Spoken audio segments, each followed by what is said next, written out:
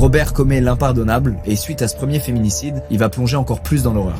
Être un simple meurtrier, ça lui suffit pas. Ce qu'il veut, c'est ressentir ce qui l'excite le plus quand il chasse. Il veut traquer ses proies, s'amuser avec elles et ressentir leur peur. Alors il se met à emprunter régulièrement des avions, parfois sous un faux nom. Ça lui permet d'explorer des régions de plus en plus éloignées, mais surtout d'emmener ses victimes sur son terrain de chasse favori, le long de la rivière Knik, un lieu éloigné de tout, mais qu'il connaît comme sa poche. Il continue de piéger des prostituées en ville, mais cette fois, il leur demande pas de monter dans sa voiture, mais dans son avion de tourisme. Il leur fait croire à chaque fois qu'il possède un petit chalet dans le nord et qu'il les ramènera après en ville. Et avec sa tête d'homme passe-partout et son discours rassurant, beaucoup acceptent sans se poser de questions. Et c'est souvent en plein vol que Robert sort une arme avant de leur faire comprendre qu'elles sont désormais sous ses ordres.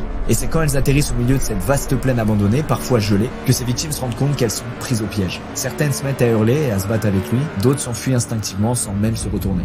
Et c'est exactement ça que Robert recherche. Il les laisse courir un peu avant de s'amuser avec elles. Il prend plaisir à les terrifier et à les voir tout tenter pour essayer de s'échapper.